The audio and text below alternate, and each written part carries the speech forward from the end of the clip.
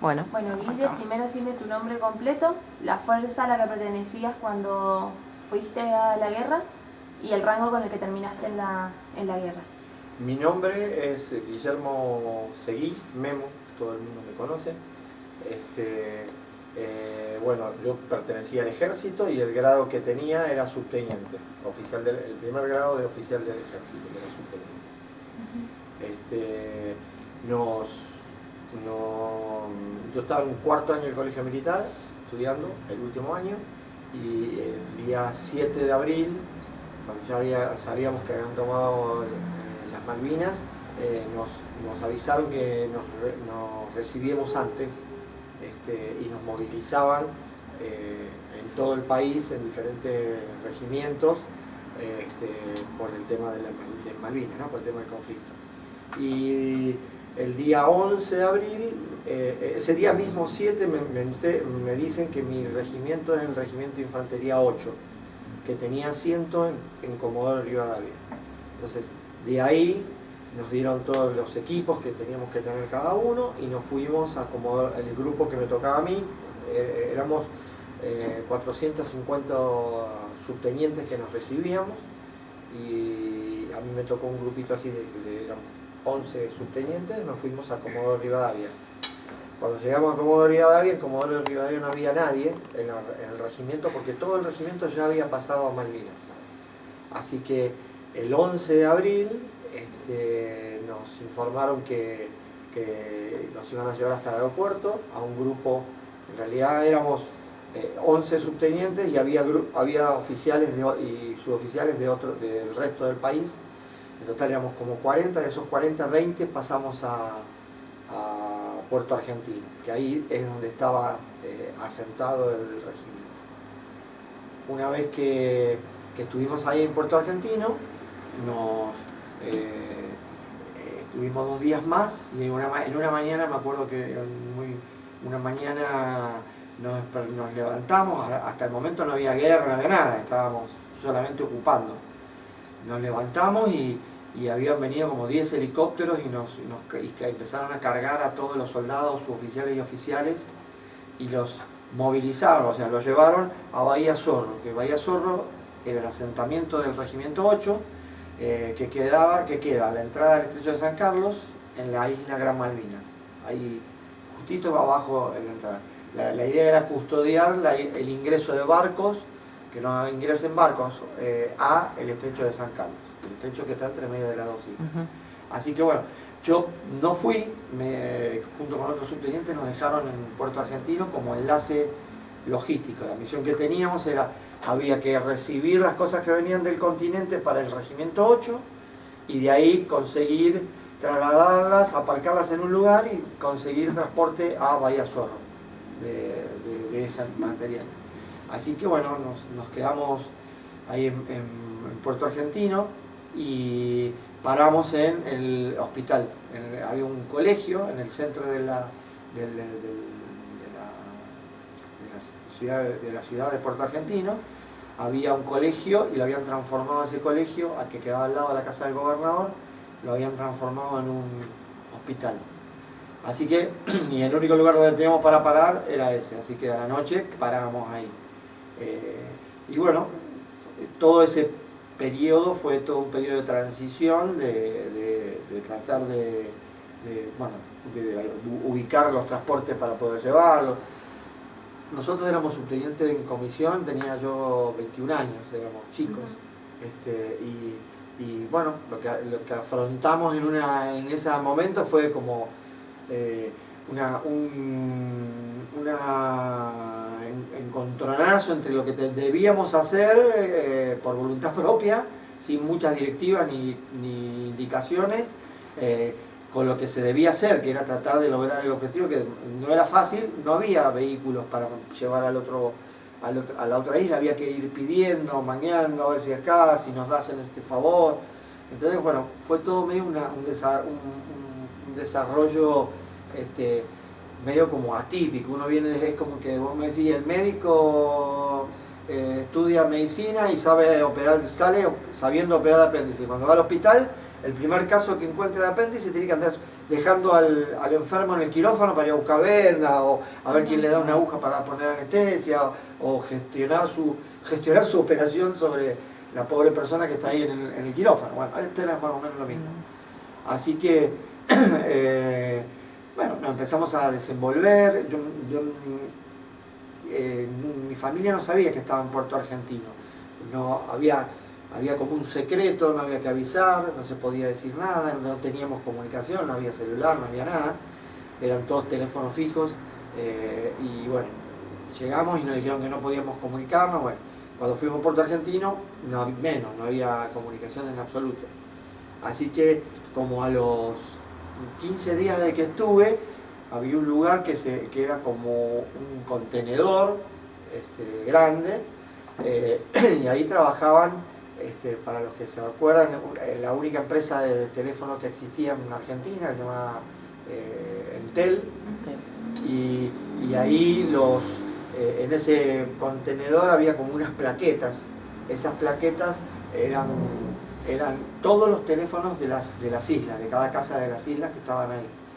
Entonces, una noche me acuerdo que me escabullí porque a la noche había toque de queda, porque solía pasar que se sacaban por el hecho del tema de la comida y demás, se atacaban, entonces había toque, y aparte porque podían desembarcar de noche, entonces había toque de queda, nadie se movía, y bueno, me escapé así y me fui a ese lugar y le pedí, era un lugar muy parecido a esto, le pedí al señor que estaba ahí a cargo, le digo, mirá, le expliqué mi problema, le quiero comunicarme con mi familia, no le pude avisar nada.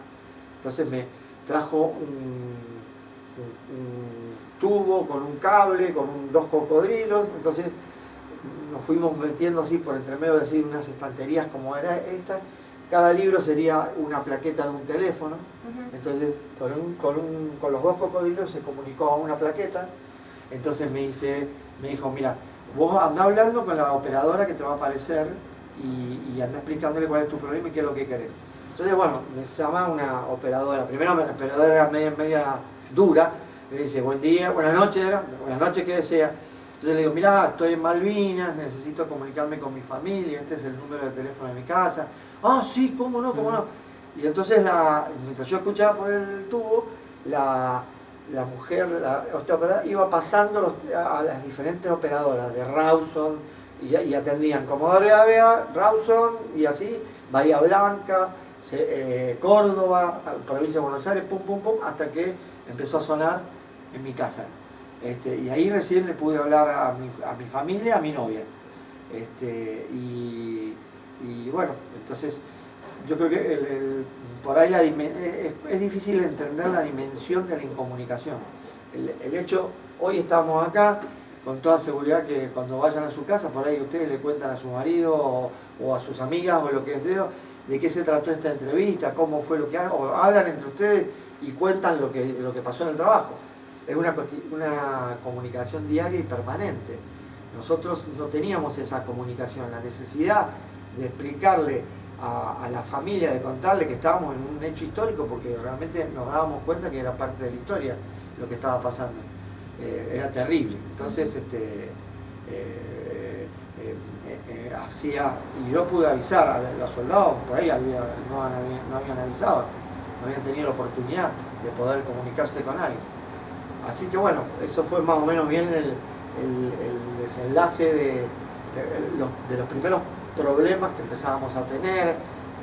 Todavía no llegaba el 1 de mayo, el 1 de mayo es cuando atacan, y bueno, se cortan todo el envío de suministros del continente a Malvinas, ya no pasaba ningún avión.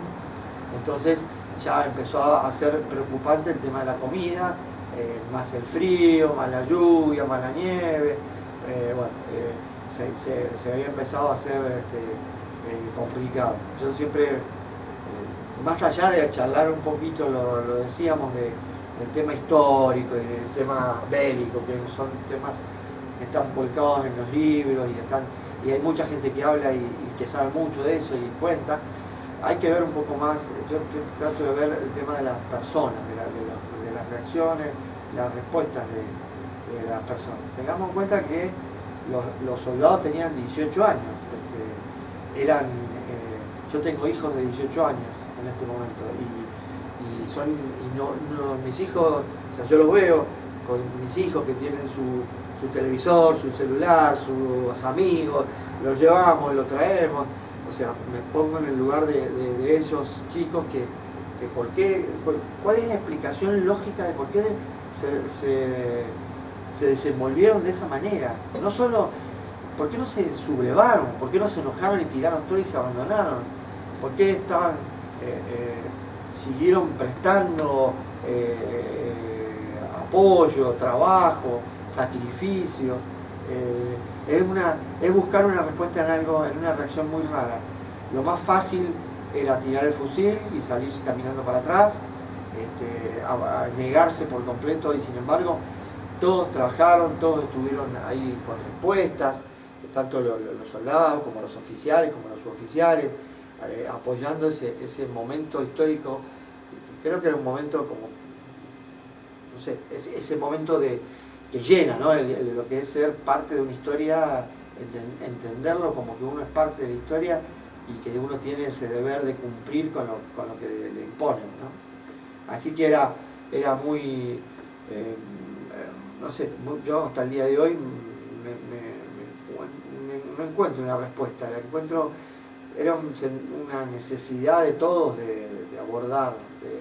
Yo tenía 60 soldados después de ya el 1 de mayo, en un barquito nos pudieron pasar a Bahía Fox y ya nos quedamos ahí. Ya esto era entrada a mayo, más o menos 15 de mayo, un poco antes.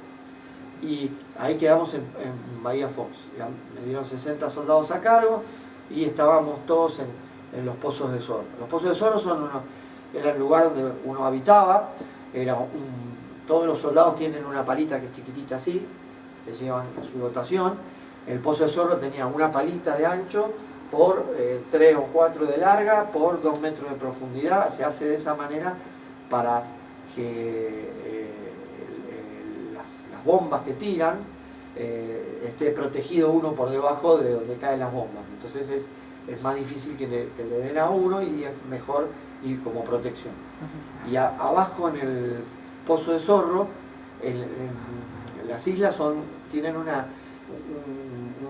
paisaje muy bonito, son todos césped ondulante, con alturas pequeñas, y debajo de ese césped hay toda una turba que tiene aproximadamente, depende, pero más o menos 1 metro y medio de profundidad, donde ya después de eso empieza a aparecer piedras. Son piedras lajas, que son piedras encimadas, una arriba de la otra. ¿Qué pasa? Como llueve todo el día, esa turba escurre, no es una maraña de raíces, todo eso. Solo el césped es la parte de arriba.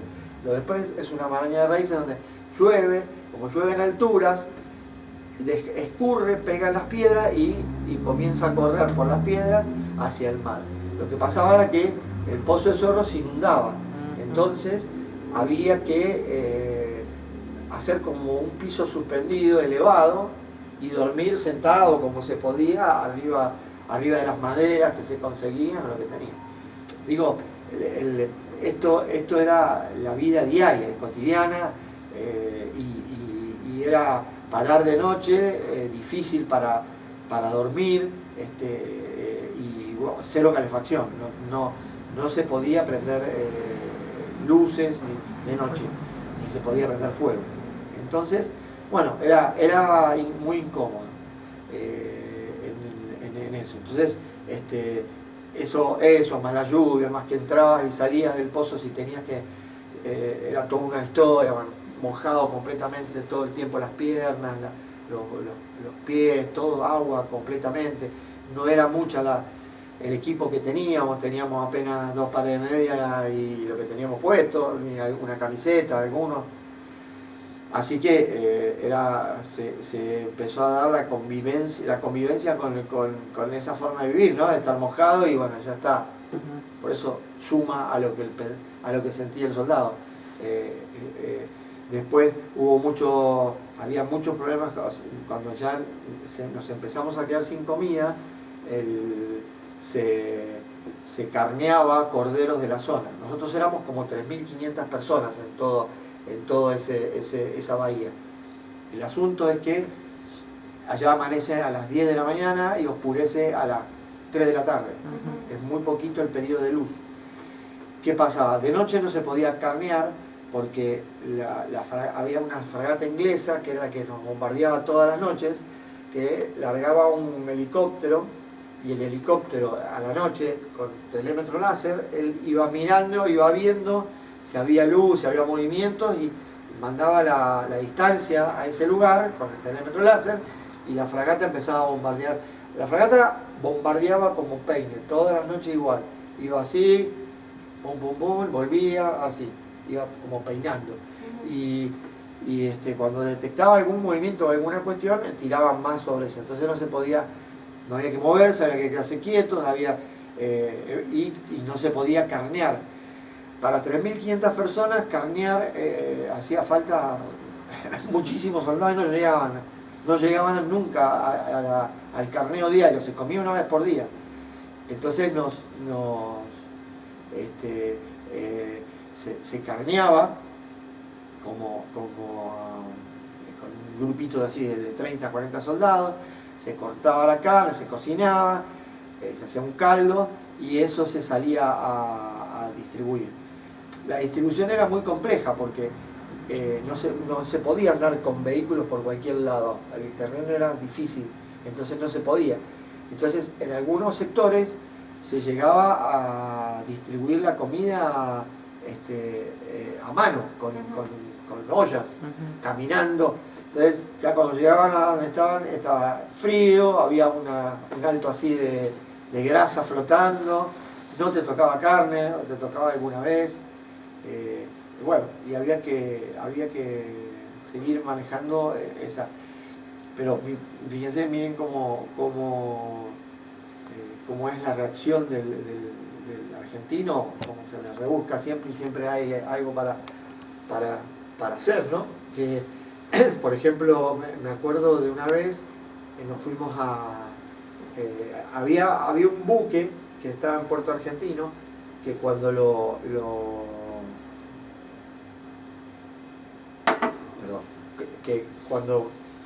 ¿cómo es que se llama? Empezó el 1 de mayo el ataque, el buque era muy grande y lo tuvieron que sacar de Puerto Argentino porque era como un referente, era como al buque hay que tirarle ahí, bueno. El buque sale y entró por el estrecho de San Carlos y cuando iba bajando un submarino lo empezó a perseguir, entonces el buque tuvo que entrar en Bahía Fox. El calado, la profundidad de toda la bahía era chiquita en relación a lo que era el buque enorme. Entonces el buque cayó y se cayó de costado sobre un muellecito de madera. Bueno, en todo conflicto, toda guerra, siempre existe el comercio clandestino. Lo primero, el comercio en negro es lo primero que existe. Te cambio un cigarrillo por esto, dame. Bueno. Entonces, yo tenía 60 así soldados y llego un día al Pozo Zorro y lo veo y había dos tipos que estaban cocinando tallarines, estaban amasando tallarines. No comíamos, una vez por día comíamos, nada más. Cuando veo los tallarines digo, ¿cómo hicieron para tener esto? Entonces me dicen, nos escapamos de acá y nos fuimos fuimos cambiando cosas hasta el buque, porque nos habían dicho que en el buque ese había harina. Entonces iban cambiando cigarrillos por naranja por 2 medias, una media por esto y así. Todo hasta que llegaron y consiguieron harina. Y después, cuando pegaron la vuelta, digamos en el pueblito de Bahía Fox, que era un pueblito de 4 casas, solamente eso, había una casa de un matrimonio que era chileno y tenía un gallinero. Le robaron los huevos a esos chilenos ahí y con eso hicieron tallarines para todos, porque aparte, fíjate que podrían haber hecho tallarines para ellos nada más. Pero no, estaban ahí amasando y los que estábamos, cada uno comió un poquito de tallarines, pero era algo divino, ¿no? En esa situación. Así que era, digo, por eso cómo el ingenio no los dejó retrotraerse a la desgracia y hicieron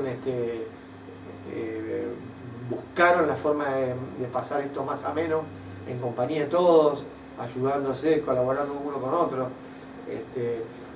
Yo les contaba lo de la falta de comunicación que hay, que cómo duele el no poder comunicarse con sus seres queridos y contarle lo que le está pasando. Por favor, quiero contarle a mi mamá dónde estoy. Uno está, pero quiere transmitirlo, quiere que la gente sepa. Entonces, bueno, un día había conseguido un blog de...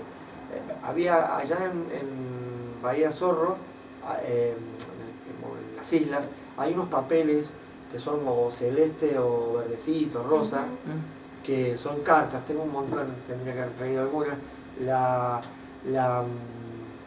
Son como un formulario donde vos escribís, te va guiando por donde podés escribir y después lo doblás y tiene una solapita, lo mojás y se pega y queda ya hecho el sobre. Bueno, había conseguido un talonario de eso y viromes.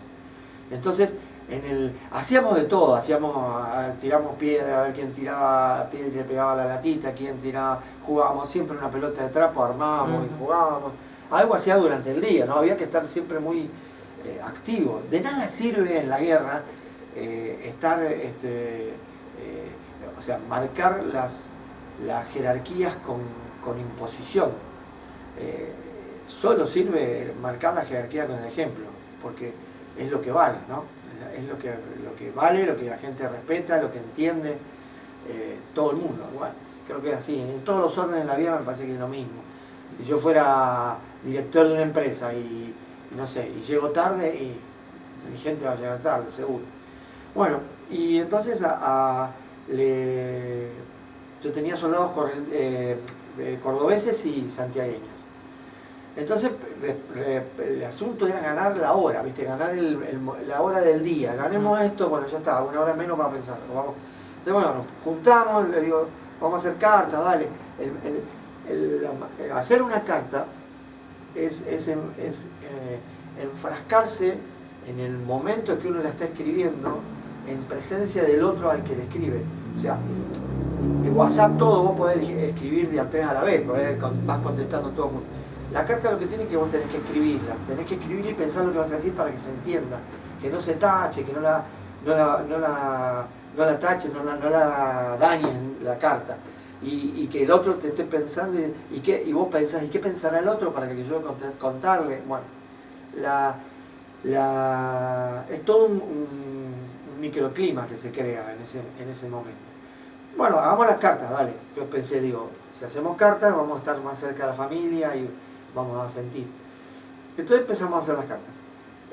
Pero lo repartimos y cada uno se fue a hacer sus cartas. Y había 4 soldados que estaban enojados, que no querían hacer eso. No, yo no la hago, no tengo ganas, no, que esto y que lo otro, bueno. ¿Viste? Y poco a poco nos fuimos dando cuenta que el problema era que no sabían escribir ni leer esos soldados. No lo decían, pero no sabían. Entonces, bueno, ahí nos avivamos, porque se avivó otro soldado que vino y me contó, mirá, nos pasa esto con esto. Entonces le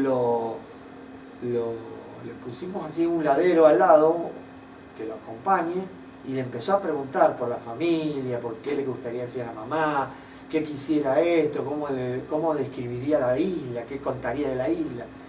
Entonces ahí fuimos haciendo esas cartas, hicimos las cartas y ¿cómo es? Bueno, terminamos de eso, guardamos todas las cartas, las doblamos, las guardamos en una bolsa de nylon y me las quedé en mi posesor de Zorro.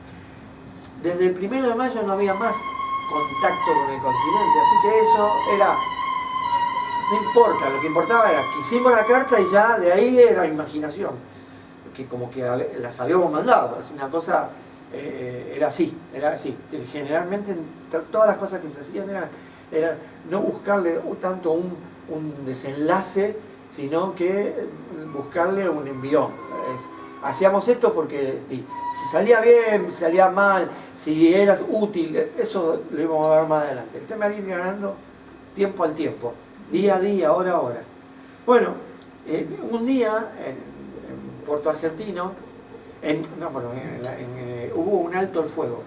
Entonces se paró, no hubo acciones bélicas y se juntaron en alta mar el buque hospital inglés con el buque hospital argentino y intercambiaron los heridos argentinos que tenían los ingleses y heridos ingleses que tenían los argentinos, ¿no es cierto?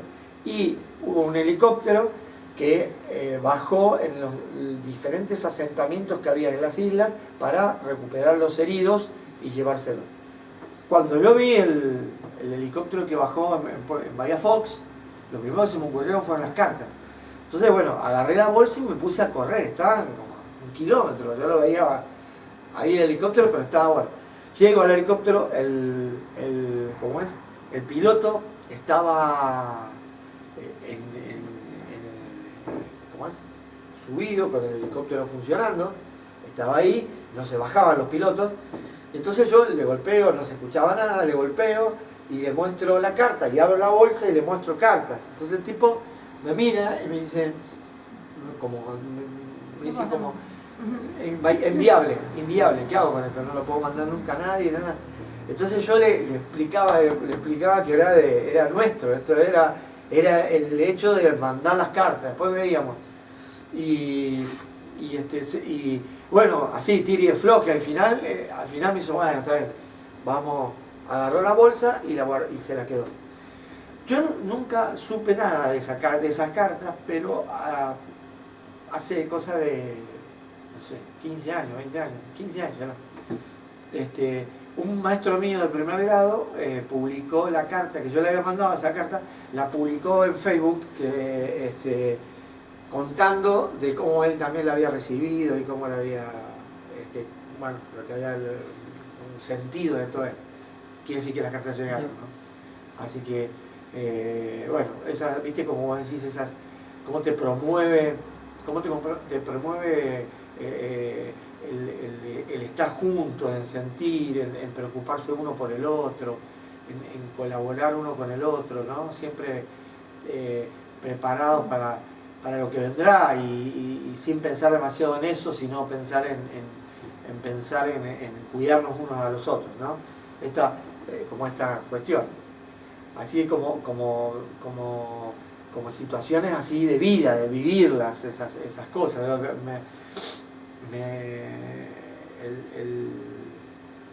En Bahía, cuando nos toman prisioneros, el 15 de junio,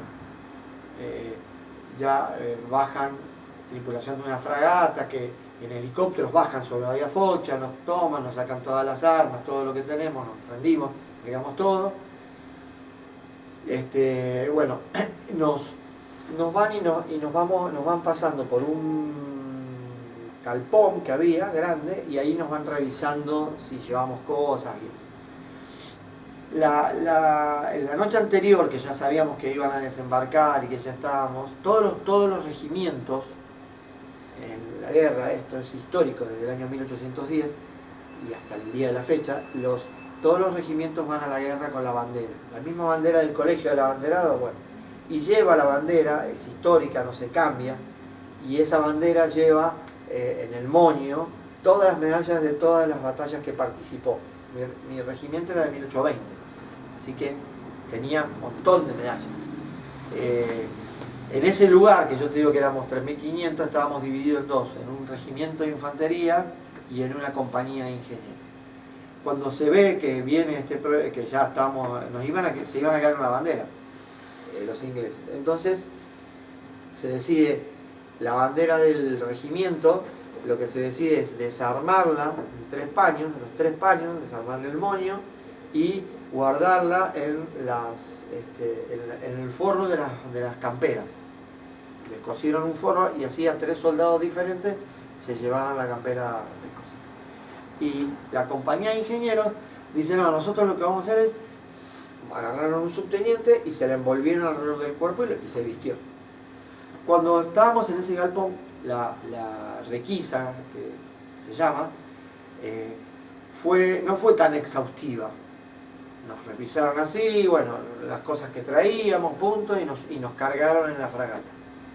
Estuvimos en alta mar, en la fragata, durante 2 días, y de ahí nos pasaron a un buque que se llamaba Norland, que era un buque de pasajeros, que lo hicieron de prisioneros. Era un buque de pasajeros inglés, que lo arreglaron, bueno, el tema de las cerraduras, los vidrios los pintaron todos para que no podamos ver para afuera, bueno, todo una historia.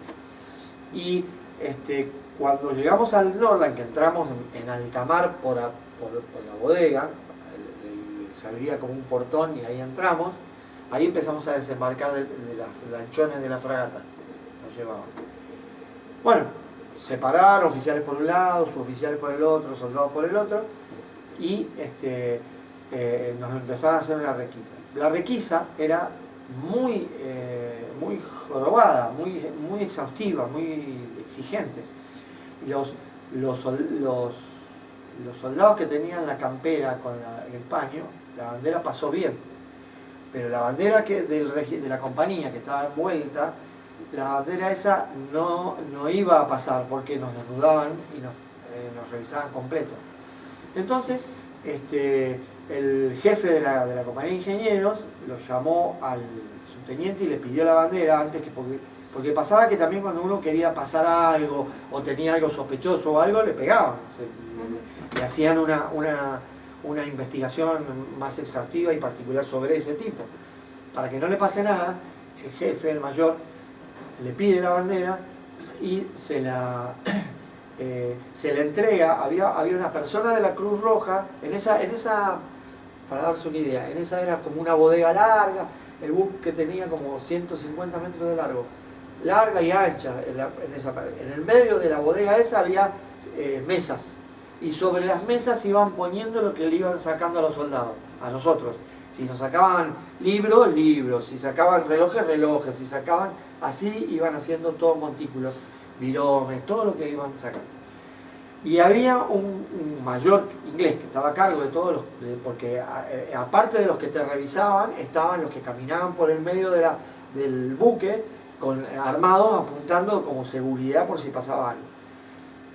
Había un mayor que estaba a cargo de ese interrogatorio, esa requisa, y había una persona de la Cruz Roja Internacional, era un suizo, que cuando nosotros subimos al buque, ahí por el costado de la bodega, estaba con un contador, esos aparatitos que tienen un botoncito y van saltando. Bueno, y ese iba contando cada uno que iban subiendo, porque era el único ente, digamos, calificador internacional que manejaba que no faltara ninguno, que no se quedara ninguno, que estuvieran todos.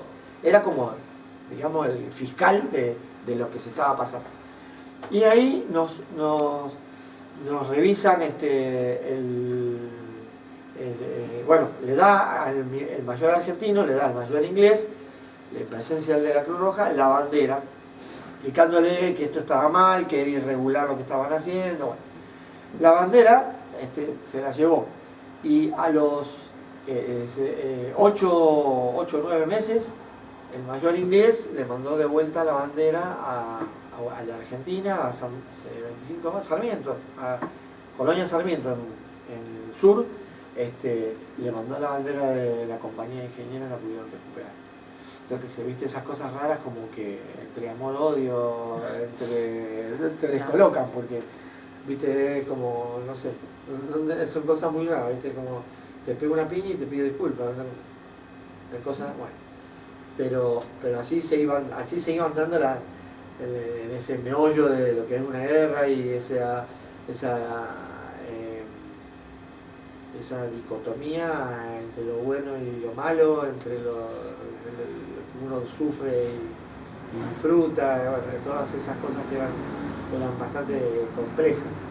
Así que, y bueno, y ahí nos pasaron a Puerto Argentino, ahí en ese buque, y de ahí estuvimos en alta mar, y ahí bajamos en Puerto Madryn. Y ahí bajamos, ya también estaba la persona de la Cruz Roja con el contador, nos bajó, bueno, nos hicieron como un chequeo médico muy así por arriba, y nos cargaron en unos micros y nos llevaron a Comodoro Rivadavia, una infinidad de micros, porque éramos muchísimos. Y fue muy feo el tema de llegar al regimiento, porque los que estábamos movilizados, esos que habíamos venido último y todos, no teníamos familia. Entonces llegamos al regimiento y ya estaban las familias de los que ya estaban y nosotros estábamos solos, ¿no? No podíamos, no había cómo llamar por teléfono, porque no había teléfono, y después al otro día nos dijeron que nos llamamos por teléfono, que no podíamos hablar.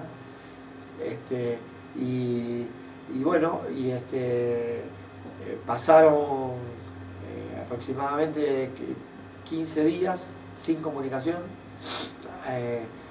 sin salir del regimiento, medio como que la cosa era que todo siga normal, como que, viste, como una cosa así. Y estábamos todos muy necesitados de hablar, de contarle a la familia, de volver con los seres queridos.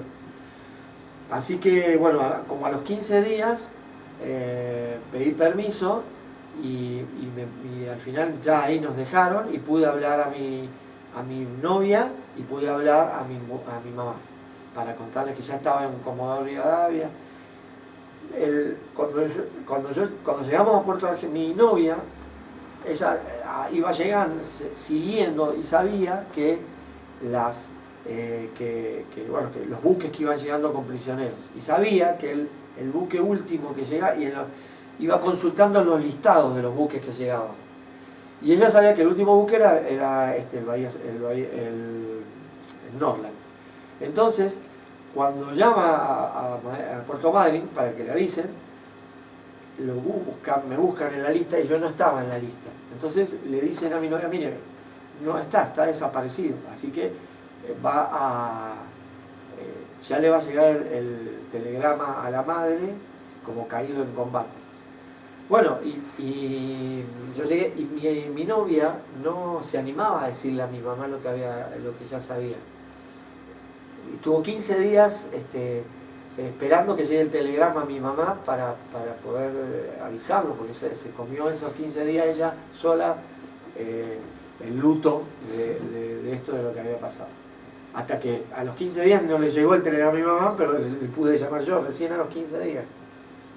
Que si hubiese sido al revés, capaz que era peor, porque si mi novia le hubiese dicho a mi mamá, hubiese estado mi mamá destruida durante 15 días hasta que yo le podía dar la noticia que estaba bien. Así que son esas cosas que, como esto, deben haber pasado millones de cuestiones que se hicieron difíciles de llevar adelante, ¿no? Así que bueno, más o menos eso es mi relato y mi historia, mi vida. Yo creo que tengo la suerte, si hablo de mí, tengo la suerte de haber reponerme y canalizar todo esto para el bien, para lo que me tocó vivir. Yo creo que mis hijos también, soy testimonio de vida para ellos, que eso es importante, ¿no? Dejar un legado de tal forma. Y yo noto que mi familia es muy condescendiente con lo que viví, y valora mucho y participa y siente este sentimiento, que es el sentimiento que todo combatiente tiene, ese temor de que esto vaya decayendo y no tenerlo presente no por logros de uno, sino presente porque hubo gente que lo vivió y que lo sintió y lo sufrió. Entonces ese sentimiento de soberanía sobre las islas y de importancia, hay que mantenerlo, hay que cuidarlo, hay que empujarlo, porque nos hace dignos de creer en algo, nos hace dignos de que yo no creo que haya ningún argentino que diga que las islas son inglesas. Estoy seguro que todos los argentinos, y eso es dignidad, eso es lo que nos da dignidad estar juntos, de pensar lo mismo sobre un punto, de vivirlo. No. Y Guille, ¿cómo es tu vida hoy? Es día a día, mi vida es, tengo un síndrome de bipolaridad postraumática, estoy medicado, estoy acompañado por un psiquiatra y un psicólogo, y ya mi familia, y bueno, hay momentos que estoy bien, hay momentos que estoy mal, así es el síndrome, va y viene, así que, pero estoy bien, ¿no? Estoy bien, me siento bien, estoy orgulloso de mi familia, de la familia que tengo, estoy muy orgulloso, así que nada, siempre pensando en el legado. A mí me hace muy bien, hubo un periodo muy largo de un luto importante, que ni siquiera, o sea, el luto no es que fue el luto de los excombatientes solo, el luto fue en realidad hubo gobiernos militares, hubo gobiernos democráticos, pero ninguno hondó en el tema del rescatar un poco el tema de Malvinas. ¿Viste? Porque se lo asociaba a la parte verde, los militares con los golpistas, los carapintadas, eran todos en la misma bolsa, y entonces pasó ese periodo de luto importante que ha cambiado mucho, y acá 10 años ha cambiado muchísimo. Esto que estamos haciendo es invalorable, el recordar el 2 de abril, de visitar los colegios, de que vengan los colegios a la Plaza de Luján a charlar, y los chicos. El otro día me encontré con un chico, me emociona porque me encontré con un chico no me acuerdo dónde estaba en un almacén, yo no sé, y viene un chico y se había parado al lado mío, chico, tendría 11 años, y se había parado y me miraba, y me dice, disculpe, ¿usted no es combatiente? Y le digo, sí, yo estuve con usted en la plaza, es un orgullo para mí, me dice, 11 años. Así que, bueno, eso es, te mata, esas cosas son de verlo, de sentirse, acordar que yo le había dicho, que bueno que es, para un excombatiente, que vengan los chicos y te den un abrazo, porque es una necesidad de afecto. Esto de tantos años de haber estado olvidado, es una necesidad que queda de afecto, y que vengan y te saluden, te abracen. Bueno, es realmente una cosa muy importante. ¿Y volverías a Malvinas? Sí, volvería. Volvería no volvería con el pasaporte, volvería con el DNI. Pero sí, me gustaría volver. Me gustaría volver a estar donde estuve. Me gustaría. Y en caso que haya una situación similar a lo que pasó con Malvinas y tus hijos tuvieran que ir, ¿estarías de acuerdo? Sufriría mucho, pero estaría de acuerdo. ¿Y sentís que la Argentina te debe algo? No, nada. No, la Argentina no me debe, a mí me tocó estar, estuve, cumplí con lo que tenía que cumplir, pero no creo que la Argentina me está dando mucho ahora, así que me está dando mucho, el reconocimiento es invalorable. Esto se lo digo no porque estén acá, pero lo que ustedes hacen es una cosa magnífica. ¿No? Yo creo que ustedes no toman valor de lo que transmiten y lo que hacen. No lo toman. Ustedes lo ven, están acá conmigo, hacen cosas en la plaza muy simples, pero no saben todo lo que lleva eso, a lo que promueve todo eso. Así que la Argentina no me debe nada, yo nada, estoy bien y me está dando mucho. Así que estaría muy bien. bueno.